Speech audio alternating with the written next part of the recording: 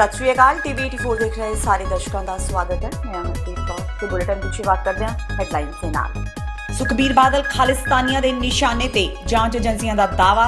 तरन तारण धमाके मगरों फड़े गए खालिस्तानी पक्की नौजवानों का सुखबीर बादल नूं उड़ाउणा सी निशाना। सुखबीर ने कहा मौत रब दे हत्थ। जिमनी चोणां दे नाल ही पखी सियासत। आप दा कैप्टन ते दोष। कैप्टन ने चोणां मौके कीते कोई भी वादे नहीं कीते पूरे। भगवंत मान ने रेत माफिया नूं भी शह देण दा कैप्टन सरकार ते लगाया इल्जाम। बरगाड़ी गोलीकांड विच मारे गए सिखां दे परिवारक मैंबरां नूं अजे तक इंसाफ दी उडीक। 14 अक्तूबर नूं काले दिवस दे रूप विच मनावे सिख जगत। सुखपाल खैरा ने कीती अपील। भाई रणजीत सिंह नूं अगवाई करन दी भी कीती अपील। लोक आगू मनजीत धनेर दी सज़ा रद्द करवाउण लई बरनाला जेल अगे आया कारकुनां दा हड़। पक्के मोर्चे दे 8वें दिन पुजे प्रदर्शनकारियों ने कहा भावें सुप्रीम कोर्ट वालों बहाल रखी गई सज़ा भले ही वडेरा चैलेंज पर लोकां ने चैलेंज नूं कबूल करके लोक संघर्षां दा पिड़ मर लिया है। ते दुर्गा पूजा मौके गुरदास मान ने कोलकाता का प्रोग्राम किया रद्द। पंडाल नूं श्री दरबार साहिब दे मॉडल वांग बनाउण ते सिख भाईचारे ने कीता सी वड्डा विरोध। मान ने हवा दा रुख समझदिआं कहा किसी भी कीमत ते सहन नहीं करनगे कि कोई दरबार साहिब दी नकल करे। ते हुणे ने खबरां दा विस्तार। श्रोमणी अकाली दल दे प्रधान सुखबीर बादल खालिस्तानियां दे निशाने ते ने। उन्हां उपर हमला करन दी इक वड्डी योजना बनाई गई सी। इह खुलासा पिछले दिनी हथियारां नाल फड़े गए खालिस्तानी पक्खी नौजवानों ने कीता। इन्हां मुलजमां तो पुछगिछ IIA कर रही है। जांच विच नित नवीं परतां खुल रही ने। दस्सिया जा रहा है कि नौजवान बेदबी दीआं वारदातां लई तत्काली उप मुख्यमंत्री सुखबीर बादल नूं मुख तौर ते कसूरवार समझदे ने। इस करके वो बंबां नाल सुखबीर नूं निशाना बनाउण दी ताक विच सन। वो कई होर VIPs नूं भी निशाना बनाउणा चाहुंदे सन। वो किसी धार्मिक संस्था वल्लों कीते जाण वाले इकट्ठ नूं भी निशाना बनाउण दी ताक विच सन। काबिले गौर है कि तकरीबन महीना पहला तरन तारण खडूर साहिब सड़क ते पैंदे पिंड कलेर के खेतों में एक बंब धमाका होया सी। पुलिस की जांच में सामने आया सी कि खालिस्तान पक्की नौजवानों ने बंब तैयार किया जो कि फट गया। पुलिस ने जांच करके 7 जणियां नूं अदालत में पेश किया सी। इस कांड की जांच हुण IIA वालों की जा रही है। जांच में खुलासा होया है कि ये मुलजम खुद ही बंब तैयार करते सी ते उन्होंने बंब बनाउण लई विस्फोटक समग्री सल्फर ते पोटाशियम क्लोरेट अमृतसर तो लिआंदी सी। उस नूं उन्होंने पिंड कलेर के खेतों में दबा के रखा होया सी। मुलजमां दे विदेशों विचले खालिस्तान पक्खियां नाल संबंध दसे जा रहे हैं। इस मामले के मुलजिम गुरजंट सिंह नूं कुछ दिन पहला ही NIA वालों हिरासत विच लैण नाल स्थिति होर भी स्पष्ट हो रही है। उधर सुखबीर बादल समेत अकाली दल के बुलारे डॉक्टर दलजीत सिंह चीमा ने इस बारे कहा है कि जिसनों परमात्मा रखण वाला है उसनों कोई डर नहीं है। उन्होंने कहा कि जिसनों परमात्मा रखण वाला है उसनों चिंता की भी कोई लोड़ नहीं है। अभी NIA इन्वेस्टिगेशन कर रही है, तो सारी इन्वेस्टिगेशन कंप्लीट होगी तो तभी सारे तथ्य जो सामने आ पाएंगे। लेकिन जितना अखबारों में छपा है वो बहुत ही गंभीर है। यह पुलिस की ड्यूटी बनती है कि सारी बात को तय तक जाके देखे कि क्या साजिश थी, कैसे हुआ। लेकिन एक बात मैं जरूर कहना चाहता हूँ कि जिस तरीके से कांग्रेस पार्टी ने और अब पंजाब की सरकार ने श्री गुरु ग्रंथ साहब की बेअदबी के मुद्दे के ऊपर गंदी राजनीति करनी शुरू की है, कूड़ प्रचार करना शुरू किया, अपोजिशन को जो है बदनाम करने के लिए लगातार एक सिस्टमेटिक एफर्ट जो कांग्रेस पार्टी की तरफ से, कांग्रेस सरकार की तरफ से हो रही है, उसने सूबे के जो नौजवान हैं उसको रेडिकलाइज करने का काम जो है वो जरूर किया। क्योंकि पंजाब में बड़ी मुश्किल से अमन और शांति आई थी और 10 साल सरदार प्रकाश सिंह बादल साहब की सरकार रही, मुकम्मल अमन शांति पंजाब में बनी रही। जब से कांग्रेस पार्टी ने ये गंदी राजनीति शुरू की इलेक्शन जीतने के लिए, लोगों को गुमराह करने के लिए, डेवलपमेंट से लोगों की अटेंशन डिवर्ट करने के लिए, तब से लेके ये सीरियस बातें जो है फिर दोबारा आनी शुरू होगी। तो इस मामले की तय तक जाना चाहिए कि कैसे ये हो रहा है, इसकी स्टडी होनी चाहिए, NIA को सारे एंगल देखने चाहिए और इसको कैसे रोकना है उसके लिए भी उनको तय करना चाहिए। श्रोमणी अकाली दल के प्रधान सुखबीर सिंह बादल नूं बंब नाल उड़ाउण दी धमकी देण वाले बयान का जवाब दिंदिआं कैबिनेट मंत्री भारत भूषण आशू ने कहा कि किसी ने सुखबीर बादल नूं उड़ा के की लेना है। उन्होंने कहा कि उन्होंने नहीं लगता कि बादल टब्बर वाल हुण कोई देखदा भी है ते सिर्फ अपनी होंद बचाउण लई यह टब्बर अजिहा कर रहा है। ਭਾਰਤ ਭੂਸ਼ਣ ਆਸ਼ੂ ਨੇ ਕਿਹਾ ਕਿ ਪੰਜਾਬ ਵਿੱਚ ਕਿਸੇ ਵੀ ਤਰ੍ਹਾਂ ਦਾ ਖਤਰਾ ਨਹੀਂ ਹੋਣ ਦਿੱਤਾ ਜਾਵੇਗਾ ਤੇ ਸ਼ਾਂਤੀ ਵਿਵਸਥਾ ਕਾਇਮ ਰੱਖੀ ਜਾਵੇਗੀ। ਇੱਕ ਸੁਖਬੀਰ ਬਾਦਲ ਨੂੰ ਬੰਬ ਨਾਲ ਅੜਾਉਣ ਦੀ ਪਿਛਲੇ ਦਿਨਾਂ ਦੇ ਵਿੱਚ ਸਾਜ਼ਿਸ਼ ਹੋਈ, ਜਦੋਂ ਤੱਕ ਬੰਦੇ ਫੜੇ ਗਏ ਨੇ, ਉਹਦੇ ਬਾਰੇ ਤੁਸੀਂ ਕੀ ਕਹਿਣਾ ਚਾਹੋਗੇ? ਉਹ ਕਿਸੇ ਨੇ ਉਹਨੂੰ ਉਡਾ ਕੇ ਕੀ ਲੈਣਾ ਯਾਰ। ਮੈਨੂੰ ਨਹੀਂ ਲੱਗਦਾ ਵੀ ਉਸ ਟੱਬਰ ਵੱਲ ਨੂੰ ਕੋਈ ਹੁਣ ਦੇਖਦਾ ਵੀ ਹੈ। ਉਹ ਆਪਣੀ ਐਗਜ਼ਿਸਟੈਂਸ ਬਣਾਉਣ ਲਈ ਇਹੋ ਜਿਹੀਆਂ ਕਹਾਣੀਆਂ ਬਣਾਉਂਦੇ ਰਹੇ। ਪਰ ਇਹ ਕਹਿਣਾ ਚਾਹੂੰਗਾ, ਜਦੋਂ ਤਾਈਂ ਕੈਪਟਨ ਅਮਰਿੰਦਰ ਸਿੰਘ ਹੋਣਾ ਦੀ ਸਰਕਾਰ ਹੈ, law and order the situation ਬਿਲਕੁਲ ਵਧੀਆ ਰਹੇਗੀ। ਕਿਸੇ ਵੀ ਬੰਦੇ ਨੂੰ ਪੰਜਾਬ ਵਿੱਚ ਕੋਈ ਇਹੋ ਜਿਹਾ ਖਤਰਾ ਨਹੀਂ ਹੋਣ ਦਿੱਤਾ ਜਾਏਗਾ, ਜਾਂ ਇਹੋ ਜਿਹੇ ਜਿਹੜੇ ਐਂਟੀ ਸੋਸ਼ਲ ਐਲੀਮੈਂਟ ਜਾਂ ਕੋਈ ਇਹੋ ਜਿਹੇ ਲੋਕ ਇਹ ਸ਼ਾਂਤੀ ਨੂੰ ਭੰਗ ਕਰਨ ਵਾਸਤੇ ਕਿਸੇ ਦੀ ਜ਼ਿੰਦਗੀ ਨਾਲ ਖੇਡ। ਭਾਰਤੀ ਜਨਤਾ ਪਾਰਟੀ ਦੇ ਕੌਮੀ ਪ੍ਰਧਾਨ ਬਣਨ ਤੋਂ ਬਾਅਦ ਜੇਪੀ ਨੱਡਾ ਅੱਜ ਹਿਮਾਚਲ ਪ੍ਰਦੇਸ਼ ਦੇ ਮੁੱਖ ਮੰਤਰੀ ਜੈਰਾਮ ਠਾਕੁਰ ਨਾਲ ਸ਼੍ਰੀ ਕੇਸਗੜ੍ਹ ਸਾਹਿਬ ਵਿੱਚ ਮੱਥਾ ਟੇਕਣ ਪਹੁੰਚੇ। ਇਸ ਮੌਕੇ ਉਹਨਾਂ ਦੇ ਨਾਲ ਕੇਂਦਰੀ ਰਾਜ ਮੰਤਰੀ ਸੋਮ ਪ੍ਰਕਾਸ਼, ਸਾਬਕਾ ਸੰਸਦ ਮੈਂਬਰ ਪ੍ਰੋਫੈਸਰ ਪ੍ਰੇਮ ਸਿੰਘ ਚੰਦੂਮਾਜਰਾ ਤੇ ਭਾਜਪਾ ਦੇ ਹੋਰ ਆਗੂ ਵੀ ਮੌਜੂਦ ਸਨ। ਇਸ ਮੌਕੇ ਜੇਪੀ ਨੱਡਾ ਨੇ ਕਿਹਾ ਕਿ ਉਹ ਖੁਸ਼ਨਸੀਬ ਨੇ ਕਿ ਉਹਨਾਂ ਨੂੰ ਸ਼੍ਰੀ ਕੇਸਗੜ੍ਹ ਸਾਹਿਬ ਵਿੱਚ ਮੱਥਾ ਟੇਕਣ ਦਾ ਮੌਕਾ ਮਿਲਿਆ। ਉਹਨਾਂ ਕਿਹਾ ਕਿ ਸ਼੍ਰੀ ਗੁਰੂ ਗੋਬਿੰਦ ਸਿੰਘ ਜੀ ਤੇ ਸ਼੍ਰੀ ਗੁਰੂ ਤੇਗ ਬਹਾਦਰ ਜੀ ਦਾ ਇਤਿਹਾਸ ਇੱਕ ਵਿਸ਼ੇਸ਼ ਸਥਾਨ ਰੱਖਦਾ ਹੈ। ਉਹਨਾਂ ਵੱਲੋਂ ਦਿੱਤੀਆਂ ਗਈਆਂ ਕੁਰਬਾਨੀਆਂ ਸਾਨੂੰ ਪ੍ਰੇਰਿਤ ਕਰਦੀਆਂ ਨੇ ਤੇ ਇਸੇ ਕਰਕੇ ਉਹ ਅੱਜ ਇੱਥੇ ਮੱਥਾ ਟੇਕਣ ਲਈ ਪਹੁੰਚੇ ਨੇ। यहाँ जब मैं आया हूँ तो मुझे प्रेरणा गुरु गोविंद सिंह साहब की, सम्मानीय उनकी प्रेरणा हम सबको हमेशा ताज़ा हो जाती है। जिस तरीके से उन्होंने अपने कौम के लिए कुर्बानी दी और जिस तरीके से उन्होंने अपनी संस्कृति की रक्षा के लिए पूरा जीवन लगाया, उनसे हम सबको प्रेरणा मिलती है। और गुरु तेग बहादुर जी ने जिस तरीके से अपना प्राण त्यागा और उन्होंने अपनी शहादत दी, इस नगर को बसाया, सच में ये हम सबको प्रेरणा देता है। और मैं इस प्रेरणा के साथ समाज की सेवा में जुटूं, देश की सेवा में जुटूं, सबको साथ लेकर के चल के पार्टी आगे बढ़े और सबका साथ, सबका विकास और सबका विश्वास जीते। ਕੇਂਦਰੀ ਮਨੁੱਖੀ ਵਸੀਲਿਆਂ ਬਾਰੇ ਮੰਤਰੀ ਰਮੇਸ਼ ਪੋਖਰਿਆਲ ਨਿਸ਼ੰਕ ਨੇ ਅੱਜ ਅੰਮ੍ਰਿਤਸਰ ਵਿੱਚ ਭੂਮੀ ਪੂਜਨ ਕਰਕੇ IIM ਦੇ ਕੈਂਪਸ ਦੇ ਨਿਰਮਾਣ ਕਾਰਜ ਦੀ ਸ਼ੁਰੂਆਤ ਕੀਤੀ। ਇਸ ਦੌਰਾਨ ਕੇਂਦਰੀ ਮੰਤਰੀ ਵੱਲੋਂ ਪੂਰੇ ਵਿਧੀ ਵਿਧਾਨ ਨਾਲ ਮੰਤਰਾਂ ਦੇ ਉਚਾਰਨ ਵਿੱਚ ਭੂਮੀ ਪੂਜਨ ਕੀਤਾ ਗਿਆ ਤੇ ਇੱਟ ਲਗਾਈ ਗਈ। ਰਮੇਸ਼ ਪੋਖਰਿਆਲ ਨੇ ਕਿਹਾ ਕਿ IIM ਮਰਹੂਮ ਅਰੁਣ ਜੇਤਲੀ ਦਾ ਸੁਪਨਾ ਸੀ। ਇਸ ਨੂੰ ਪੂਰਾ ਕਰਦਿਆਂ ਉਹਨਾਂ ਨੂੰ ਬਹੁਤ ਖੁਸ਼ੀ ਹੋ ਰਹੀ ਹੈ। ਉਹਨਾਂ ਦੱਸਿਆ ਕਿ ਇਸ ਦੇ ਲਈ ਜਗ੍ਹਾ ਤਾਂ ਐਕਵਾਇਰ ਕਰ ਲਈ ਗਈ ਸੀ, ਪਰ 1 ਏਕੜ ਜਗ੍ਹਾ ਐਕਵਾਇਰ ਨਾ ਹੋਣ ਕਾਰਨ ਇਸ ਦੀ DPR ਬਣਨ ਵਿੱਚ ਵੱਡੀ ਮੁਸ਼ਕਿਲ ਆ ਰਹੀ ਸੀ। ਇਸੇ ਕਾਰਨ ਹੀ ਕੈਂਪਸ ਦਾ ਨਿਰਮਾਣ ਕਾਰਜ ਸ਼ੁਰੂ ਨਹੀਂ ਸੀ ਹੋ ਰਿਹਾ। ਇਸ ਮੌਕੇ ਹਾਜ਼ਰ ਅੰਮ੍ਰਿਤਸਰ ਦੇ MP ਗੁਰਜੀਤ ਔਜਲਾ ਨੇ ਨਿਰਮਾਣ ਕਾਰਜ ਦਾ ਸਿਹਰਾ ਕੈਪਟਨ ਅਮਰਿੰਦਰ ਸਿੰਘ ਸਰਕਾਰ ਦੇ ਸਿਰ ਬੰਨ੍ਹਣ ਦੀ ਕੋਸ਼ਿਸ਼ ਕੀਤੀ। ਗੱਲ ਮੈਂ ਕੇਂਦਰ ਸਰਕਾਰ ਦਾ ਮਾਨਯੋਗ ਮੁੱਖ ਮੰਤਰੀ ਕੈਪਟਨ ਅਮਰਿੰਦਰ ਸਿੰਘ ਜੀ ਦਾ ਧੰਨਵਾਦ ਕਰਦਾ, ਜਿਨ੍ਹਾਂ ਸਹਿਯੋਗ ਦੇ ਨਾਲ ਅੱਜ ਬਿਲਡਿੰਗ ਦਾ ਬਣਾਉਣ ਦਾ ਉਦਘਾਟਨ ਸ਼ੁਰੂ ਹੋਇਆ। ਕਿਉਂਕਿ 3 ਉਦਘਾਟਨ ਅੱਗੇ ਹੋ ਚੁੱਕੇ ਸੀ, ਪਰ 2 ਉਦਘਾਟਨ ਅੱਗੇ ਹੋ ਸਕੇ, ਤੀਸਰਾ ਆ। ਪਰ ਹੁਣ ਅੱਜ ਕੰਪਲੀਟ ਹੋਏਗਾ। ਇਹਦੇ 'ਚ ਦੇਰੀ ਹੋਣ ਦਾ ਕਾਰਨ ਇਹ ਆ ਕਿ 5-6 ਜਦੋਂ IIM ਡਾਕਟਰ ਮਨਮੋਹਨ ਸਿੰਘ ਜੀ ਨੇ ਦਿੱਤੀਆਂ ਸਾਰੇ ਪੂਰੇ ਇੰਡੀਆ ਦੇ ਵਿੱਚ, ਉਹ 'ਚ ਇੱਕ ਅੰਮ੍ਰਿਤਸਰ ਸੀ। ਉਹ ਕੰਪਲੀਟ ਤਾਂ ਨਹੀਂ ਹੋਈ ਕਿਉਂਕਿ ਡਾਇਰੈਕਟਰ ਨਹੀਂ ਸੀ ਲੱਗ ਪਾ ਰਿਹਾ। ਡਾਇਰੈਕਟਰ ਦੀ ਪੋਸਟ ਜਿਹੜੀ ਆ ਪਿਛਲੇ 3 ਮਹੀਨਿਆਂ ਤੋਂ ਲੱਗੀ ਆ। ਪਹਿਲੋਂ ਮੈਂ ਬਾਰ-ਬਾਰ ਪਾਰਲੀਮੈਂਟ ਦੇ ਵਿੱਚ ਮੰਗ ਉਠਾਈ ਕਿ ਡਾਇਰੈਕਟਰ ਲਗਾਉਣ ਤੋਂ ਬਗੈਰ ਨਹੀਂ ਹੋ ਸਕਦਾ, ਕਿਉਂਕਿ ਡਾਇਰੈਕਟਰ ਕੋਲ ਪਾਵਰ ਹੈ ਫੰਡਸ ਯੂਜ਼ ਕਰਨ ਦੀ। ਔਰ ਜਿਵੇਂ ਤਬਾਦਲਾ ਜ਼ਮੀਨ ਦਾ ਡਾਇਰੈਕਟਰ ਨਹੀਂ ਕਰਨਾ ਹੈ, ਹੋਰ ਕੋਈ ਨਹੀਂ ਕਰ ਸਕਦਾ।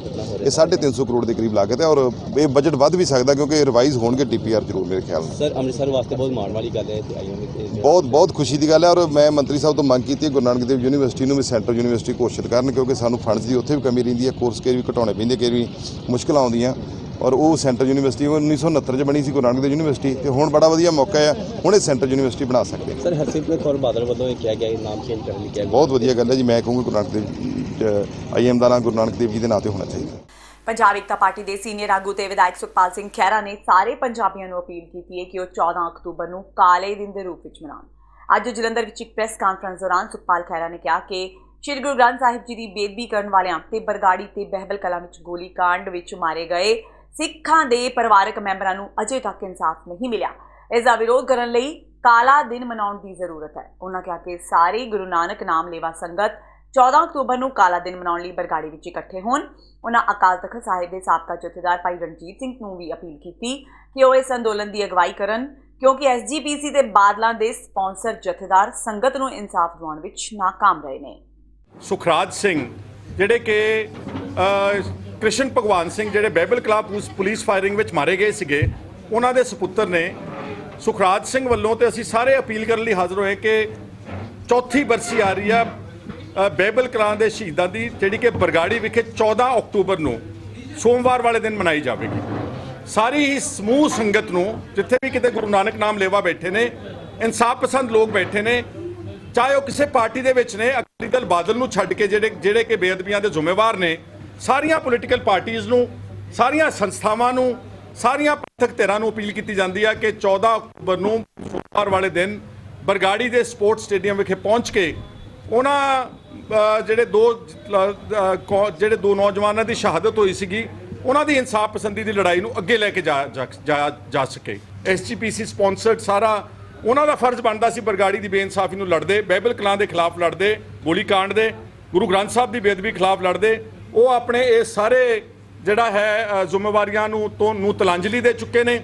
ਇਸ ਲਈ ਸੁਖਰਾਜ ਸਿੰਘ ਹੋਣਾ, ਅਸੀਂ ਸਾਰੀ ਸਮੂਹ ਸੰਗਤ ਅਪੀਲ ਕਰਦੀ ਹਾਂ, ਭਾਈ ਰਣਜੀਤ ਸਿੰਘ ਜੀ ਜਿਹੜੇ ਕਿ ਸਾਬਕਾ ਜਥੇਦਾਰ ਨੇ ਅਕਾਲ ਤਖਤ ਸਾਹਿਬ ਦੇ, ਜਿਨ੍ਹਾਂ ਨੇ ਇੱਕ ਪੰਥਕ ਲਹਿਰ ਪੰਜਾਬ ਦੇ ਵਿੱਚ ਚਲਾਈ, ਕਿ ਉਹ ਆਉਣ ਤੇ 14 ਤਰੀਕ ਦੇ ਸਮਾਗਮ ਦੀ ਸਰਪ੍ਰਸਤੀ ਵੀ ਕਰਨ। ਉੱਥੇ ਉਹਨਾਂ ਨੂੰ ਆਣ ਕੇ ਕੌਮ ਨੂੰ ਤੇ ਬਾਈਬਲ ਕਲਾਂ ਦੀ ਇਨਸਾਫ ਪਸੰਦੀ ਦੀ ਲੜਾਈ ਨੂੰ ਅਗਲੇ ਪੜਾਅ ਦੇ ਵਿੱਚ ਲੈ ਕੇ ਜਾਣ। ਉਧਰ ਮੁਕੇਰੀਆਂ ਵਿੱਚ ਜ਼ਿਮਨੀ ਚੋਣਾਂ ਵਿੱਚ ਆਮ ਆਦਮੀ ਪਾਰਟੀ ਦੇ ਉਮੀਦਵਾਰ ਲਈ ਪ੍ਰਚਾਰ ਲਈ ਪੁੱਜੇ ਆਪ ਦੇ ਪੰਜਾਬ ਪ੍ਰਧਾਨ ਭਗਵੰਤ ਮਾਨ ਨੇ ਕੈਪਟਨ ਸਰਕਾਰ ਤੇ ਜੰਮ ਕੇ ਨਿਸ਼ਾਨੇ ਬੰਨੇ। ਮਾਨ ਨੇ ਕੈਪਟਨ ਤੇ ਵਾਅਦਾ ਖਿਲਾਫੀ ਦੇ ਦੋਸ਼ ਲਗਾਉਂਦਿਆਂ ਕਿਹਾ ਕਿ ਕੈਪਟਨ ਨੇ ਚੋਣਾਂ ਮੌਕੇ ਕੀਤੇ ਕੋਈ ਵੀ ਵਾਅਦੇ ਪੂਰੇ ਨਹੀਂ ਕੀਤੇ। ਮਾਨ ਨੇ ਰੇਤ ਮਾਫੀਆ ਨੂੰ ਵੀ ਸ਼ਹਿ ਦੇਣ ਦਾ ਕੈਪਟਨ ਸਰਕਾਰ ਤੇ ਇਲਜ਼ਾਮ ਲਗਾਇਆ। ਲੋਕਾਂ ਦਾ ਆਪ ਮੁਹਾਰੇ ਚੱਲ ਕੇ ਆਉਣਾ ਇਸ ਗੱਲ ਦਾ ਸੰਕੇਤ ਹੈ ਕਿ ਲੋਕ ਜਿਹੜੇ ਨੇ ਉਹ ਨਵੀਂ ਕਹਾਣੀ ਲਿਖਣ ਨੂੰ ਫਿਰਦੇ ਆ, ਤੇ ਅਸੀਂ ਲੋਕਾਂ ਕੋਲ ਜਾ ਰਹੇ ਹਾਂ। ਆਪਣੀ ਕਾਰਗੁਜ਼ਾਰੀ ਜਿਹੜੀ ਹੈ ਜਾਂ ਪਾਰਲੀਮੈਂਟ ਦੀ ਮੇਰੀ ਕਾਰਗੁਜ਼ਾਰੀ ਉਹ ਸਾਰੇ ਦੱਸ ਰਹੇ ਹਾਂ। ਮੁਕੇਰੀ ਵਿਧਾਨ ਸਭਾ ਹਲਕੇ ਦੇ ਵਿੱਚ ਇਸ ਵਕਤ ਪ੍ਰਚਾਰ ਕਰਨ ਪਹੁੰਚੇ ਨੇ, ਕਿਹੜੇ ਮੁੱਦੇ ਬੇਰੁਜ਼ਗਾਰੀ ਸਭ ਤੋਂ ਵੱਡਾ ਮੁੱਦਾ ਹੈ। ਬੇਰੁਜ਼ਗਾਰੀ ਸਭ ਤੋਂ ਵੱਡਾ ਮੁੱਦਾ ਹੈ। ਮਹਿੰਗਾਈ, ਕਰਪਸ਼ਨ, ਮਾਈਨਿੰਗ, ਰੇਤ ਮਾਫੀਆ, ਇਹ ਟਰਾਂਸਪੋਰਟ ਮਾਫੀਆ, ਮਤਲਬ ਪੰਜਾਬੀ ਪੂਰੀ ਦੁਨੀਆ 'ਚ ਕਾਮਯਾਬ ਨੇ, ਪੰਜਾਬ 'ਚ ਫੇਲ ਨੇ। ਕਿਉਂ ਨੇ? ਇਹ ਇਹਨਾਂ ਦੋਨਾਂ ਨੂੰ ਦੱਸਣਾ ਪਊ ਜਿਨ੍ਹਾਂ ਨੇ ਹੁਣ ਤੱਕ ਰਾਜ ਕੀਤਾ। ਪੰਜਾਬ ਦੇ ਲੋਕ ਨਿਰਮਾਣ ਮੰਤਰੀ ਵਿਜੇ ਇੰਦਰ ਸਿੰਗਲਾ ਨੇ ਕਿਹਾ ਕਿ ਮੁੱਖ ਮੰਤਰੀ ਕੈਪਟਨ ਅਮਰਿੰਦਰ ਸਿੰਘ ਵੱਲੋਂ ਸੁਲਤਾਨਪੁਰ ਲੋਧੀ ਤੋਂ ਡੇਰਾ ਬਾਬਾ ਨਾਨਕ ਤੱਕ ਸ਼੍ਰੀ ਗੁਰੂ ਨਾਨਕ ਦੇਵ ਜੀ ਮਾਰਗ ਬਣਾਉਣ ਨੂੰ ਮਨਜ਼ੂਰੀ ਦਿੱਤੀ ਗਈ ਹੈ, ਜਿਸ ਅਧੀਨ 96.15 ਕਰੋੜ ਰੁਪਏ ਦੀ ਲਾਗਤ ਨਾਲ 136.14 ਕਿਲੋਮੀਟਰ ਲੰਬੀ ਸੜਕ ਨੂੰ ਅਪਗ੍ਰੇਡ ਤੇ 10 ਮੀਟਰ ਚੌੜਾ ਕਰਨ ਦਾ ਫੈਸਲਾ ਲਿਆ ਗਿਆ ਹੈ। ਸਿੰਗਲਾ ਨੇ ਕੇਂਦਰੀ ਮੰਤਰੀ ਹਰਸਿਮਰਤ ਕੌਰ ਬਾਦਲ ਵੱਲੋਂ ਸ਼੍ਰੀ ਗੁਰੂ ਨਾਨਕ ਦੇਵ ਜੀ ਮਾਰਗ ਬਣਾਉਣ ਦੀ ਮੰਗ ਕੇਂਦਰ ਸਰਕਾਰ ਕੋਲ ਕਰਨ ਦੇ ਬਿਆਨ ਤੇ ਪ੍ਰਤੀਕਿਰਿਆ ਦਿੰਦਿਆਂ ਕਿਹਾ ਕਿ ਅਕਾਲੀ ਆਗੂ ਨੂੰ ਆਪਣੇ ਪਰਿਵਾਰ ਦੀ ਆਦਤ ਅਨੁਸਾਰ ਬਿਨਾਂ ਕੋਈ ਤੱਥ ਜਾਣੇ ਸਿਰਫ ਸਿਆਸਤ ਕਰਨ ਲਈ ਬਿਆਨ ਦੇਣ ਦੀ ਆਦਤ ਹੈ। ਉਹਨਾਂ ਕਿਹਾ ਕਿ ਅਕਾਲੀ ਆਗੂ ਲਈ ਬਿਹਤਰ ਹੋਵੇਗਾ ਕਿ ਉਹ ਕੁਝ ਕਹਿਣ ਤੋਂ ਪਹਿਲਾਂ ਜ਼ਮੀਨੀ ਹਕੀਕਤਾਂ ਤੇ ਤੱਥਾਂ ਤੋਂ ਜਾਣੂ ਹੋ ਜਾਇਆ ਕਰਨ। ਪੰਜਾਬ ਦੇ ਰਾਜਪਾਲ VP ਸਿੰਘ ਬਦਨੌਰ ਨੇ ਪੰਜਾਬ ਹਰਿਆਣਾ ਹਾਈਕੋਰਟ ਦੇ ਮੁੱਖ ਜੱਜ ਜਸਟਿਸ ਰਵੀ ਸ਼ੰਕਰ ਝਾਅ ਨੂੰ ਅੱਜ ਅਹੁਦੇ ਤੇ ਭੇਦ ਗੁਪਤ ਰੱਖਣ ਦੀ ਸਹੁੰ ਚੁਕਾਈ। ਇਸ ਮੌਕੇ ਪੰਜਾਬ ਦੇ ਮੁੱਖ ਮੰਤਰੀ ਕੈਪਟਨ ਅਮਰਿੰਦਰ ਸਿੰਘ ਵੀ ਮੌਜੂਦ ਰਹੇ। ਇਸ ਤੋਂ ਪਹਿਲਾਂ ਜਸਟਿਸ ਝਾਅ ਮੱਧ ਪ੍ਰਦੇਸ਼ ਹਾਈਕੋਰਟ ਵਿੱਚ ਐਕਟਿੰਗ ਚੀਫ ਜਸਟਿਸ ਦੇ ਅਹੁਦੇ ਤੇ ਤਾਇਨਾਤ ਸਨ। ਸੁਪਰੀਮ ਕੋਰਟ ਕੋਲੀਜੀਅਮ ਵੱਲੋਂ ਜਸਟਿਸ ਝਾਅ ਦੀ ਨਿਯੁਕਤੀ ਦੀ ਸਿਫਾਰਿਸ਼ ਤੋਂ ਬਾਅਦ ਰਾਸ਼ਟਰਪਤੀ ਨੇ ਉਹਨਾਂ ਦੇ ਨਾਮ ਨੂੰ ਮਨਜ਼ੂਰੀ ਦਿੱਤੀ। 14 ਅਕਤੂਬਰ 1961 ਵਿੱਚ ਜਨਮੇ ਝਾਅ ਨੇ ਸਾਲ 1986 ਵਿੱਚ ਮੱਧ ਪ੍ਰਦੇਸ਼ ਹਾਈਕੋਰਟ ਤੋਂ ਵਕਾਲਤ ਸ਼ੁਰੂ ਕੀਤੀ। 2 ਫਰਵਰੀ 2007 ਨੂੰ ਉਹਨਾਂ ਨੂੰ ਮੱਧ ਪ੍ਰਦੇਸ਼ ਹਾਈਕੋਰਟ ਦੇ ਸਥਾਈ ਜੱਜ ਵਜੋਂ ਨਿਯੁਕਤੀ ਮਿਲੀ ਸੀ। ਤੇ ਹੁਣ ਵੇਲਾ ਹੋ ਗਿਆ ਬ੍ਰੇਕ ਦਾ। ਬਾਕੀ ਦੀਆਂ ਖਬਰਾਂ ਇਸ ਬ੍ਰੇਕ ਤੋਂ ਬਾਅਦ।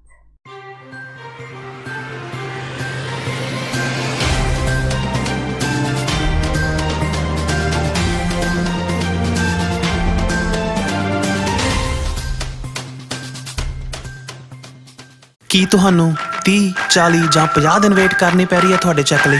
ਫਿਰ ਬ੍ਰੋਕਰਾਂ ਪਿੱਛੇ ਭੱਜਦੇ ਫਿਰਦੇ ਹੋ ਪੈਸੇ ਲਈ। ਬਹੁਤ ਜ਼ਿਆਦਾ ਟਾਈਮ ਵੇਸਟ ਹੋ ਜਾਂਦਾ ਇੱਦਾਂ ਤਾਂ। ਜੇ ਤੁਸੀਂ ਅੱਜ ਹੀ ਪੈਸੇ ਲੈਣੇ ਤਾਂ ਬੌਬਟੇਲ ਨੂੰ ਕਾਲ ਕਰੋ। ਬੌਬਟੇਲ ਤੁਹਾਡੀਆਂ ਇਨਵੌਇਸਸ ਸੇਮ ਡੇ ਫੰਡ ਕਰ ਸਕਦੇ ਹਨ for a small fee, no contract, no reserve and no hidden fees। ਅੱਜ ਹੀ ਕਾਲ ਕਰੋ ਬੌਬਟੇਲ ਨੂੰ ਤੇ ਤੁਹਾਡਾ ਪਹਿਲਾ ਮਹੀਨਾ ਫ੍ਰੀ। 410 204 2084। ਅਗੇਨ 410 204 2084।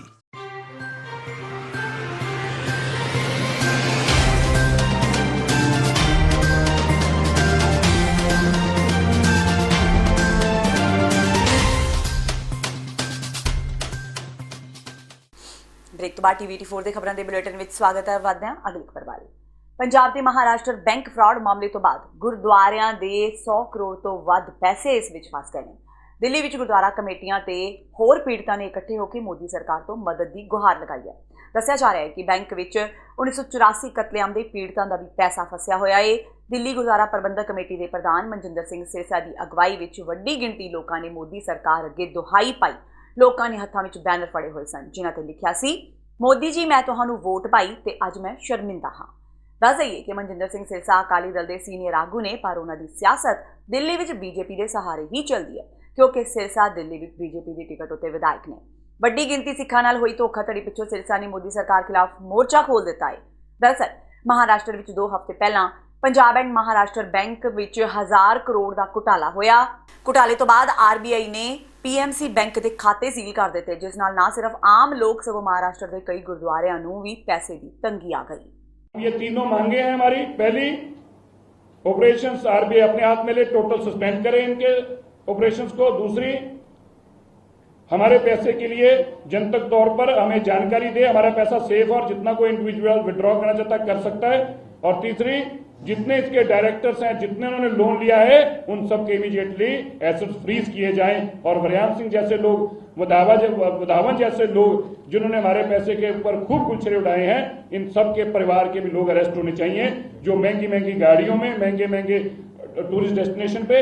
आप देखिए, पीएमसी के बैंक का पैसा हमारा और उसका यार्ड खरीदा जा रहा है 100 करोड़ रुपए का, फैल्कन खरीदा जा रहा है 100 करोड़ रुपए का, बेंटली खरीदी जा रही है 17 करोड़ रुपए की, रोल्स रॉयस खरीदी जा रही है 12 करोड़ की हाईएस्ट मॉडल। मतलब इस तरह से पैसे को उड़ाया जा रहा है। और आरबीआई अगर आंखें बंद करके रखेगी, हमारे गरीब लोगों का कसूर कोई नहीं है, हम ये हमारी मांग करते हैं। इसलिए हम सब लोग एकजुट होकर आज इकट्ठे हुए हैं। हम आरबीआई से, देश की सरकार से, देश के फाइनेंस मिनिस्टर साहब से, देश के फाइनेंस सेक्रेटरी साहब से सबसे आग्रह करते हैं, तुरंत हमारी मांगों पर विचार किया जाए और हमारा पैसा हमें वापस दिया जाए। ਲੋਕ ਇਨਸਾਫ ਪਾਰਟੀ ਦੇ ਮੁਖੀ ਸਿਮਰਜੀਤ ਸਿੰਘ ਬੈਂਸ ਨੇ ਸਿੰਚਾਈ ਘੁਟਾਲੇ ਦੇ ਮਾਮਲੇ ਵਿੱਚ ਇੱਕ ਦਸਤਾਵੇਜ਼ ਜਾਰੀ ਕਰਕੇ ਅਕਾਲੀ ਦਲ ਦੇ ਸੀਨੀਅਰ ਆਗੂਆਂ ਸਮੇਤ ਕਥਿਤ ਤੌਰ ਤੇ 8 ਲੋਕਾਂ ਤੇ ਭ੍ਰਿਸ਼ਟਾਚਾਰ ਦੇ ਦੋਸ਼ ਲਗਾਏ ਨੇ। ਬੈਂਸ ਨੇ ਕਿਹਾ ਕਿ ਇਹ ਦਸਤਾਵੇਜ਼ ਸੋਸ਼ਲ ਮੀਡੀਆ ਤੇ ਵਾਇਰਲ ਹੋ ਰਿਹਾ ਹੈ। ਉਹਨਾਂ ਕਿਹਾ ਕਿ ਇਹ ਗੁਰਿੰਦਰ ਸਿੰਘ ਪਾਪਾ ਨਾਮ ਦੇ ਵਿਅਕਤੀ ਦੇ ਨਾਂ ਦੀ FIR ਹੈ, ਜਿਸ ਨੂੰ ਪੁਲਿਸ ਦੇ ਵੱਡੇ ਅਫਸਰਾਂ ਨੇ ਤਸਦੀਕ ਵੀ ਕੀਤਾ ਹੈ ਤੇ ਮੁਲਜ਼ਮ ਨੇ ਇਹ ਬਿਆਨ ਦਰਜ ਕਰਵਾਇਆ ਹੈ ਕਿ ਆਪਣਾ ਕੰਮ ਕਰਵਾਉਣ ਲਈ ਉਸਨੇ ਤਤਕਾਲੀ ਮੰਤਰੀਆਂ ਨੂੰ ਰਿਸ਼ਵਤ ਦਿੱਤੀ ਸੀ। ਬੈਂਸ ਨੇ ਦਸਤਾਵੇਜ਼ ਜਾਰੀ ਕਰਦਿਆਂ ਪੰਜਾਬ ਦੀ ਕੈਪਟਨ ਸਰਕਾਰ ਤੇ ਸਵਾਲ ਖੜੇ ਕਰਦਿਆਂ ਕਿਹਾ ਕਿ ਭ੍ਰਿਸ਼ਟਾਚਾਰ ਮੁਕਤ ਪੰਜਾਬ ਦੀ ਗੱਲ ਕਰਨ ਵਾਲੀ ਕੈਪਟਨ ਸਰਕਾਰ ਹੁਣ ਕਿੱਥੇ ਹੈ ਤੇ ਉਸ ਵੱਲੋਂ ਅਜੇ ਤੱਕ ਇਹਨਾਂ ਮੰਤਰੀਆਂ ਤੇ ਦਸਤਾਵੇਜ਼ ਹੋਣ ਦੇ ਬਾਵਜੂਦ ਕਾਰਵਾਈ ਕਿਉਂ ਨਹੀਂ ਕੀਤੀ ਗਈ। ਉਸ ਸਿਹਰਤ ਸੱਜਣ ਦਾ ਹੈਟ ਆਫ ਸਲੂਟ ਜਿਹਨੇ ਇਹਦੀ ਫੋਟੋ ਖਿੱਚ ਕੇ ਸੋਸ਼ਲ ਮੀਡੀਆ ਦੇ ਉੱਤੇ ਵਾਇਰਲ ਕੀਤੀ ਹੈ। ਮੈਂ ਤਾਂ ਉਹਦਾ ਰਿਣੀ ਆ, ਮੈਂ ਤਾਂ ਧੰਨਵਾਦੀ ਆ। ਮੈਂ ਤਾਂ ਇਹ ਕਾਗਜ਼ ਸੋਸ਼ਲ ਮੀਡੀਆ ਤੋਂ ਇਹਦਾ ਪ੍ਰਿੰਟ ਲੈ ਕੇ ਮੈਂ ਤਾਂ ਤੁਹਾਡੀ ਕਚਹਿਰੀ 'ਚ ਹਾਜ਼ਰ ਹੋਇਆ ਪੰਜਾਬੀਆਂ ਨੂੰ ਦੱਸਣ ਵਾਸਤੇ ਵੀ ਅਸੀਂ ਪੰਜਾਬ ਦੇ ਵਿੱਚ ਕਰਪਸ਼ਨ ਦੇ ਖਿਲਾਫ ਸੰਘਰਸ਼ ਲੜ ਰਹੇ ਹਾਂ। ਐਡਾ ਵੱਡਾ ਸਕੈਮ ਤੇ ਕੈਪਟਨ ਅਮਰਿੰਦਰ ਸਿੰਘ ਦੀ ਨਿਗਾਹ ਹੀ ਨਹੀਂ ਪਈ ਇਸ ਸਕੈਮ ਦੇ ਉੱਤੇ। ਇਸ ਸਕੈਮ ਦੀ CBI ਜਾਂਚ ਮੰਗੀ ਆ। ਇਹ ਸਕੈਂਡਲ ਮੈਂ ਨਹੀਂ ਕੱਢਿਆ। ਇਹ ਜਿਹੜਾ ਦਸਤਾਵੇਜ਼ ਹੈ ਇਹ IPS ਅਧਿਕਾਰੀ ਦਾ ਕਾਊਂਟਰ ਸਾਈਨ ਕੀਤਾ ਹੋਇਆ, ਟੈਸਟ ਕੀਤਾ ਹੋਇਆ। ਇਹਦੇ ਉੱਤੇ 2 ਗਵਾਹਾਂ ਦੇ ਸਾਈਨ ਨੇ। ਇਹ ਬੜਾ ਵੱਡਾ ਅਹਿਮ ਦਸਤਾਵੇਜ਼ ਹੈ। ਸੋ ਇਸ ਅਹਿਮ ਦਸਤਾਵੇਜ਼ ਦੀ ਦੁੱਧ ਦੀ ਰਾਖੀ ਕਿਤੇ ਬਿੱਲਾ ਬਿਠਾਇਆ ਦੁੱਧ ਵੱਜ ਜਾਊਗਾ। ਉਹ ਤੁਸੀਂ ਵਿਜੀਲੈਂਸ ਨੂੰ ਕਹਿੰਦੇ ਹੋ, ਪੰਜਾਬ ਦੀ ਵਿਜੀਲੈਂਸ ਪੁਲਿਸ ਉਹੀ ਜਿਹੜੀ ਕੈਪਟਨ ਅਮਰਿੰਦਰ ਸਿੰਘ ਨੂੰ ਸਿਟੀ ਸੈਂਟਰ ਸਕੈਮ ਦੇ ਵਿੱਚ 42 ਕਿਲੋ 600 ਗ੍ਰਾਮ ਦਾ ਚਲਾਨ ਦੇ ਕੇ ਆਈ। ਅੱਜ ਉਹੀ ਵਿਜੀਲੈਂਸ ਕਲੋਜ਼ਰ ਰਿਪੋਰਟ ਦੇ ਰਹੀ ਹੈ ਵੀ ਨਾ ਜੀ ਨਾ। ਇਹ ਵਿਜੀਲੈਂਸ ਪੁਲਿਸ ਪੰਜਾਬ ਦੀ ਸਭ ਤੋਂ ਵੱਡੀ ਗੁੰਡਾ ਏਜੰਸੀ ਹੈ, ਜਿਹੜੀ ਮਹੀਨਾ ਗੁੰਡਾਗਰਦੀ ਦਾ ਟੈਕਸ ਇਕੱਠਾ ਕਰਦੀ ਹੈ ਵੱਖ-ਵੱਖ ਸਰਕਾਰੀ ਮਹਿਕਮਿਆਂ ਤੋਂ। ਸੋ ਇਹ ਸਕੈਂਡਲ ਮੈਂ ਨਹੀਂ ਕੱਢਿਆ। ਮੈਂ ਡਿਮਾਂਡ ਕੀਤੀ ਹੈ ਮੁੱਖ ਮੰਤਰੀ ਤੋਂ ਵੀ ਇਹ ਸਕੈਂਡਲ CBI ਨੂੰ ਜਾਂਚ ਵਾਸਤੇ ਦਿਓ। ਦੁੱਧ ਦਾ ਦੁੱਧ, ਪਾਣੀ ਦਾ ਪਾਣੀ। ਜੇ ਕੈਪਟਨ ਸਾਹਿਬ ਨਹੀਂ ਦੇਣਗੇ ਫਿਰ ਮੈਂ ਪੰਜਾਬੀਆਂ ਨੂੰ ਵਿਸ਼ਵਾਸ ਦਿਵਾਉਣਾ ਵੀ ਅਸੀਂ ਹਾਈ ਕੋਰਟ, ਦੇਸ਼ ਦੀ ਸਰਵਉੱਚ ਅਦਾਲਤ ਸੁਪਰੀਮ ਕੋਰਟ ਤੱਕ ਵੀ ਜਾਵਾਂਗੇ।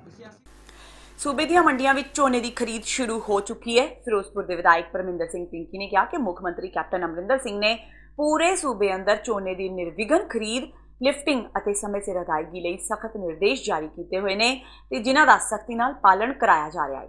ਉਹਨਾਂ ਕਿਹਾ ਕਿ ਮੰਡੀਆਂ ਵਿੱਚ ਕਿਸਾਨਾਂ, ਆੜ੍ਹਤੀਆਂ, ਲੇਬਰ, ਟਰਾਂਸਪੋਰਟਰਾਂ ਆਦਿ ਨੂੰ ਕਿਸੇ ਵੀ ਤਰ੍ਹਾਂ ਦੀ ਦਿੱਕਤ ਨਹੀਂ ਆਉਣ ਦਿੱਤੀ ਜਾਵੇਗੀ।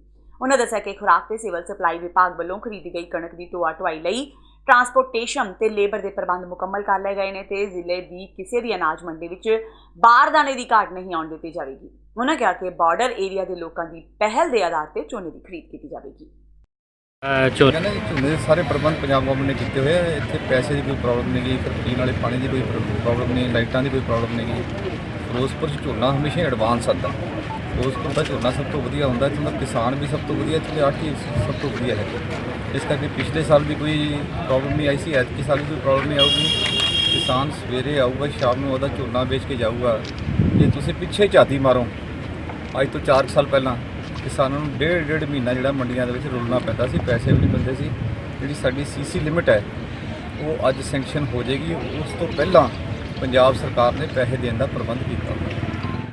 ਲੋਕ ਆਗੂ ਮਨਜੀਤ ਸਿੰਘ ਧਨੇਰ ਦੀ ਉਮਰ ਕੈਦ ਦੀ ਸਜ਼ਾ ਰੱਦ ਕਰਵਾਉਣ ਲਈ ਜ਼ਿਲ੍ਹਾ ਜੇਲ੍ਹ ਬਰਨਾਲਾ ਦੇ ਗੇਟ ਅੱਗੇ ਚੱਲ ਰਹੇ ਪੱਕੇ ਮੋਰਚੇ ਦੇ 8ਵੇਂ ਦਿਨ ਅੱਜ ਹਜ਼ਾਰਾਂ ਦੀ ਗਿਣਤੀ ਵਿੱਚ ਕਾਰਕੁਨ ਸ਼ਾਮਿਲ ਹੋਏ। ਇਸ ਮੌਕੇ ਬੁਲਾਰਿਆਂ ਨੇ ਕਿਹਾ ਕਿ ਸੁਪਰੀਮ ਕੋਰਟ ਨੇ ਭਾਵੇਂ ਹੀ ਲੋਕ ਆਗੂ ਮਨਜੀਤ ਸਿੰਘ ਧਨੇਰ ਦੀ ਉਮਰ ਕੈਦ ਦੀ ਸਜ਼ਾ ਬਰਕਰਾਰ ਰੱਖਦਿਆਂ ਉਹਨਾਂ ਨੂੰ ਜੇਲ੍ਹ ਭੇਜ ਦਿੱਤਾ ਏ, ਪਰ ਅਣਖੀ ਲੋਕਾਂ ਨੇ ਇਸ ਵੱਡੇ ਚੈਲੰਜ ਨੂੰ ਕਬੂਲ ਕਰਕੇ ਲੋਕ ਸੰਘਰਸ਼ ਦਾ ਪਿੜ ਮੱਲ ਲਿਆ ਏ। ਸੰਘਰਸ਼ ਨੂੰ ਤੇਜ਼ ਕਰਦਿਆਂ ਅੱਜ 1 ਘੰਟੇ ਲਈ ਜੇਲ੍ਹ ਦਾ ਘਿਰਾਓ ਕੀਤਾ ਗਿਆ। ਹਾਕਮਾਂ ਨੂੰ ਸਖਤ ਚੇਤਾਵਨੀ ਦਿੱਤੀ ਗਈ ਕਿ ਆਉਣ ਵਾਲੇ ਸਮੇਂ ਵਿੱਚ ਇਸ ਸੰਘਰਸ਼ ਦਾ ਘੇਰਾ ਵਿਸ਼ਾਲ ਵੀ ਹੁੰਦਾ ਜਾਵੇਗਾ ਤੇ ਤਿੱਖਾ ਵੀ ਹੋਵੇਗਾ। ਆਗੂਆਂ ਨੇ ਇਹ ਵੀ ਐਲਾਨ ਕੀਤਾ ਕਿ ਕੱਲ ਦੁਸਹਿਰਾ ਪੱਕੇ ਮੋਰਚੇ ਵਿੱਚ ਹੀ ਮਨਾਇਆ ਜਾਵੇਗਾ ਤੇ ਬਦੀ ਖਿਲਾਫ ਨੇਕੀ ਦੀ ਅਸਲ ਜੰਗ ਤੇਜ਼ ਕਰਨ ਦਾ ਅਹਿਦ ਲਿਆ ਜਾਵੇਗਾ।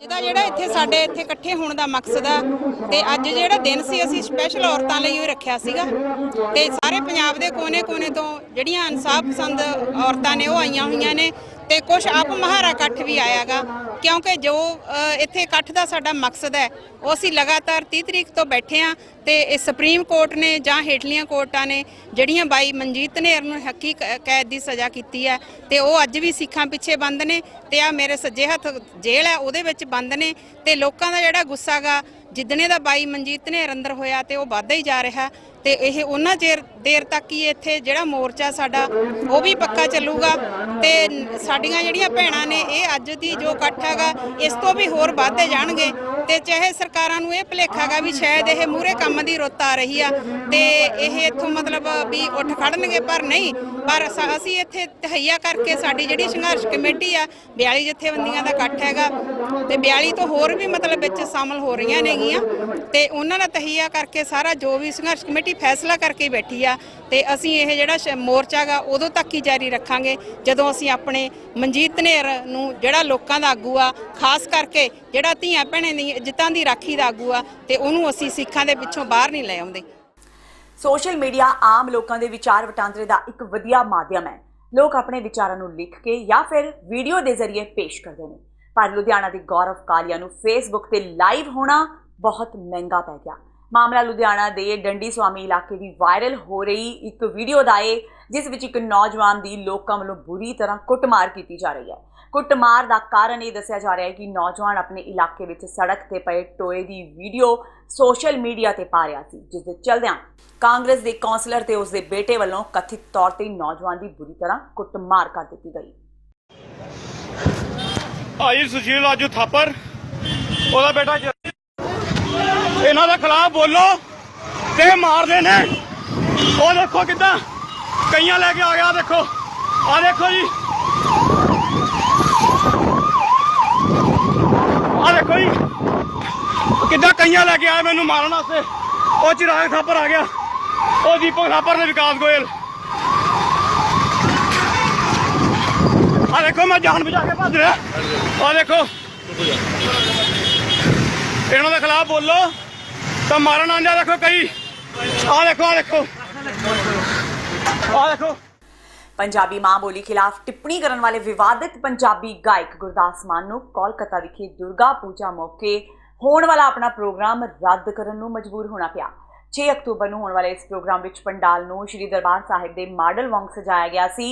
ਇਹ ਪੰਡਾਲ ਸਿੱਖ ਮਰਿਆਦਾ ਦੀ ਉਲੰਘਣਾ ਤੇ ਸ਼੍ਰੀ ਦਰਬਾਰ ਸਾਹਿਬ ਦੀ ਨਕਲ ਕਰਕੇ ਬਣਾਏ ਮਾਡਲ ਸਦਕਾ ਸਿੱਖਾਂ ਦੀਆਂ ਭਾਵਨਾਵਾਂ ਨੂੰ ਗਹਿਰੀ ਠੇਸ ਪੁੱਜੀ, ਜਿਸ ਦਾ ਸਿੱਖ ਭਾਈਚਾਰੇ ਵੱਲੋਂ ਵਿਰੋਧ ਕੀਤਾ ਜਾ ਰਿਹਾ ਸੀ ਤੇ ਇਸੇ ਲਈ ਗੁਰਦਾਸ ਮਾਨ ਇਸ ਸ਼ੋਅ ਨੂੰ ਰੱਦ ਕਰਨ ਨੂੰ ਮਜਬੂਰ ਹੋ ਗਏ। ਹਾਲਾਂਕਿ ਗੁਰਦਾਸ ਮਾਨ ਨੇ ਕਿਹਾ ਕਿ ਉਹ ਹਰ ਧਰਮ ਦਾ ਸਤਿਕਾਰ ਕਰਦੇ ਨੇ ਤੇ ਧਾਰਮਿਕ ਸਥਾਨਾਂ ਦੀ ਪਵਿੱਤਰਤਾ ਉਹਨਾਂ ਲਈ ਸਭ ਤੋਂ ਪਹਿਲਾਂ ਹੈ ਤੇ ਉਹ ਸਿੱਖ ਧਰਮ ਦੀ ਬੇਅਦਬੀ ਨੂੰ ਕਿਸੇ ਵੀ ਕੀਮਤ ਤੇ ਬਰਦਾਸ਼ਤ ਨਹੀਂ ਕਰ ਸਕਦੇ। ਉਹਨਾਂ ਕਿਹਾ ਕਿ ਉਹ ਸਿੱਖ ਧਰਮ ਨਾਲ ਸੰਬੰਧਿਤ ਹੋਣ ਕਰਕੇ ਕਿਸੇ ਵੀ ਕੀਮਤ ਤੇ ਇਹ ਸਹਿਣ ਨਹੀਂ ਕਰਨਗੇ ਕਿ ਕੋਈ ਦਰਬਾਰ ਸਾਹਿਬ ਦੀ ਨਕਲ ਕਰੇ ਜਾਂ ਕਿਸੇ ਵੀ ਤਰ੍ਹਾਂ ਸਿੱਖਾਂ ਦੀਆਂ ਭਾਵਨਾਵਾਂ ਨੂੰ ਠੇਸ ਪਹੁੰਚੇ। ਗੁਰਦਾਸਪੁਰ ਵਿੱਚ ਆਪਣੀਆਂ ਮੰਗਾਂ ਨੂੰ ਲੈ ਕੇ ਰੈਵਨਿਊ ਪਟਵਾਰ ਯੂਨੀਅਨ ਗੁਰਦਾਸਪੁਰ ਵੱਲੋਂ ਤਹਿਸੀਲਦਾਰ ਦਫ਼ਤਰ ਦੇ ਬਾਹਰ ਧਰਨਾ ਪ੍ਰਦਰਸ਼ਨ ਕੀਤਾ ਗਿਆ ਤੇ ਪੰਜਾਬ ਸਰਕਾਰ ਖਿਲਾਫ ਜੰਮ ਕੇ ਨਾਅਰੇਬਾਜ਼ੀ ਕੀਤੀ ਗਈ। ਆਪਣੀਆਂ ਮੰਗਾਂ ਨੂੰ ਲੈ ਕੇ ਪੰਜਾਬ ਸਰਕਾਰ ਦੇ ਨਾਮ ਤਹਿਸੀਲਦਾਰ ਨੂੰ ਇੱਕ ਮੰਗ ਪੱਤਰ ਸੌਂਪਿਆ ਗਿਆ। ਤਹਿਸੀਲਦਾਰ ਦਫ਼ਤਰ ਦੇ ਬਾਹਰ ਧਰਨਾ ਪ੍ਰਦਰਸ਼ਨ ਕਰ ਰਹੇ ਧਰਨਾਕਾਰੀਆਂ ਨੇ ਕਿਹਾ ਕਿ ਉਹਨਾਂ ਦੀ ਮੁੱਖ ਮੰਗ ਹੈ ਕਿ ਪੰਜਾਬ ਸਰਕਾਰ ਰਿਟਾਇਰ ਹੋਏ ਪਟਵਾਰੀਆਂ ਤੇ ਕਾਨੂੰਗੋ ਨੂੰ ਦੁਬਾਰਾ ਠੇਕੇ ਤੇ ਭਰਤੀ ਕਰ ਰਹੀ ਹੈ। ਇਸ ਲਈ ਉਸ ਭਰਤੀ ਦੀ ਚਿੱਠੀ ਨੂੰ ਰੱਦ ਕੀਤਾ ਜਾਵੇ ਤੇ ਨਵੀਂ ਭਰਤੀ ਸੰਬੰਧੀ ਇਸ਼ਤਿਹਾਰ ਜਾਰੀ ਕੀਤਾ ਜਾਵੇ ਤੇ ਪੁਰਾਣੀ ਪੈਨਸ਼ਨ ਸਕੀਮ ਮੁੜ ਬਹਾਲ ਕੀਤੀ ਜਾਵੇ। ਪਟਵਾਰੀਆਂ ਨੂੰ ਦਫ਼ਤਰੀ ਕੰਮ ਕਰਨ ਲਈ ਖੁੱਲੇ ਕਮਰੇ ਤੇ ਲੈਪਟਾਪ ਦਿੱਤੇ ਜਾਣ। ਉਹਨਾਂ ਕਿਹਾ ਕਿ ਸਰਕਾਰ ਨੇ ਉਹਨਾਂ ਦੀਆਂ ਮੰਗਾਂ ਪੂਰੀਆਂ ਨਾ ਕੀਤੀਆਂ ਤਾਂ ਉਹ ਸੰਘਰਸ਼ ਨੂੰ ਹੋਰ ਤੇਜ਼ ਕਰਨਗੇ। ਤੇ ਇਹ ਸਨ ਹੁਣ ਤੱਕ ਦੀਆਂ ਖਬਰਾਂ। ਜਾਂਦੇ ਜਾਂਦੇ ਇੱਕ ਵਾਰ ਫੇਰ ਨਜ਼ਰ ਮਾਰਦੇ ਹਾਂ ਮੁੱਖ ਖਬਰਾਂ ਤੇ। ਸੁਖਬੀਰ ਬਾਦਲ ਖਾਲਿਸਤਾਨੀਆਂ ਦੇ ਨਿਸ਼ਾਨੇ ਤੇ ਜਾਂਚ ਏਜੰਸੀਆਂ ਦਾ ਦਾਵਾ। ਤਰਨਤਾਰਨ ਧਮਾਕੇ ਮਗਰੋਂ ਫੜੇ ਗਏ ਖਾਲਿਸਤਾਨੀ ਪੱਕੀ ਨੌਜਵਾਨਾਂ ਦਾ ਸੁਖਬੀਰ ਬਾਦਲ ਨੂੰ ਉਡਾਉਣਾ ਸੀ ਨਿਸ਼ਾਨਾ। ਸੁਖਬੀਰ ਨੇ ਕਿਹਾ ਮੌਤ ਰੱਬ ਦੇ ਹੱਥ। ਜ਼ਿਮਨੀ ਚੋਣਾਂ ਦੇ ਨਾਲ ਹੀ ਪੱਕੀ ਸਿਆਸਤ, ਆਪ ਦਾ ਕੈਪਟਨ ਤੇ ਦੋਸ਼। ਕੈਪਟਨ ਨੇ ਚੋਣਾਂ ਮੌਕੇ ਕੀਤੇ ਕੋਈ ਵੀ ਵਾਅਦੇ ਨਹੀਂ ਕੀਤੇ ਪੂਰੇ। ਭਗਵੰਤ ਮਾਨ ਨੇ ਰੇਤ ਮਾਫੀਆ ਨੂੰ ਵੀ ਸ਼ਹਿ ਦੇਣ ਦਾ ਕੈਪਟਨ ਸਰਕਾਰ ਤੇ ਲਗਾਇਆ ਇਲਜ਼ਾਮ। ਬਰਗਾੜੀ ਗੋਲੀकांड ਵਿੱਚ ਮਾਰੇ ਗਏ ਸਿੱਖਾਂ ਦੇ ਪਰਿਵਾਰਕ ਮੈਂਬਰਾਂ ਨੂੰ ਅਜੇ ਤੱਕ ਇਨਸਾਫ ਦੀ ਉਡੀਕ। 14 ਅਕਤੂਬਰ ਨੂੰ ਕਾਲੇ ਦਿਵਸ ਦੇ ਰੂਪ ਵਿੱਚ ਮਨਾਵੇ ਸਿੱਖ ਜਗਤ। ਸੁਖਪਾਲ ਖਹਿਰਾ ਨੇ ਕੀਤੀ ਅਪੀਲ। ਭਾਈ ਰਣਜੀਤ ਸਿੰਘ ਨੂੰ ਅਗਵਾਈ ਕਰਨ ਦੀ ਵੀ ਕੀਤੀ ਅਪੀਲ। ਲੋਕ ਆਗੂ ਮਨਜੀਤ ਧਨੇਰ ਦੀ ਸਜ਼ਾ ਰੱਦ ਕਰਵਾਉਣ ਲਈ ਬਰਨਾਲਾ ਜੇਲ੍ਹ ਲੱਗਿਆ ਆਇਆ ਕਾਰਕੁਨਾਂ ਦਾ ਹੜ੍ਹ। ਪੱਕੇ ਮੋਰਚੇ ਦੇ 8ਵੇਂ ਦਿਨ ਪੁੱਜੇ ਪ੍ਰਦਰਸ਼ਨਕਾਰੀਆਂ ਨੇ ਕਿਹਾ ਭਾਵੇਂ ਸੁਪਰੀਮ ਕੋਰਟ ਵੱਲੋਂ ਬਹਾਲ ਰੱਖੀ ਗਈ ਸਜ਼ਾ ਭਲੇ ਹੀ ਵਡੇਰਾ ਚੈਲੰਜ, ਪਰ ਲੋਕਾਂ ਨੇ ਚੈਲੰਜ ਨੂੰ ਕਬੂਲ ਕਰਕੇ ਲੋਕ ਸੰਘਰਸ਼ਾਂ ਦਾ ਪਿੜ ਮੱਲ ਲਿਆ ਏ। ਤੇ ਦੁਰਗਾ ਪੂਜਾ ਮੌਕੇ ਗੁਰਦਾਸ ਮਾਨ ਨੇ ਕੋਲਕਾਤਾ ਦਾ ਪ੍ਰੋਗਰਾਮ ਕੀਤਾ ਰੱਦ। ਪੰਡਾਲ ਨੂੰ ਸ਼੍ਰੀ ਦਰਬਾਰ ਸਾਹਿਬ ਦੇ ਮਾਡਲ ਵਾਂਗ ਬਣਾਉਣ ਤੇ ਸਿੱਖ ਭਾਈਚਾਰੇ ਨੇ ਕੀਤਾ ਸੀ ਵੱਡਾ ਵਿਰੋਧ। ਮਾਨ ਨੇ ਹਵਾ ਦਾ ਰੁਖ ਸਮਝਦਿਆਂ ਕਿਹਾ ਕਿਸੇ ਵੀ ਕੀਮਤ ਤੇ ਸਹਿਣ ਨਹੀਂ ਕਰਨਗੇ ਕਿ ਕੋਈ ਦਰਬਾਰ ਸਾਹਿਬ ਦੀ ਨਕਲ ਕਰੇ। ਇਸ ਦੇ ਨਾਲ ਹੀ TV 84 ਦਾ ਖਬਰਾਂ ਦਾ ਇਹ ਬੁਲੇਟਿਨ ਖਤਮ ਹੁੰਦਾ ਹੈ। ਮੈਨੂੰ ਹਰਪ੍ਰੀਤ ਕੌਰ ਨੂੰ ਦਿਓ ਇਜਾਜ਼ਤ। ਸਤਿ ਸ਼੍ਰੀ ਅਕਾਲ।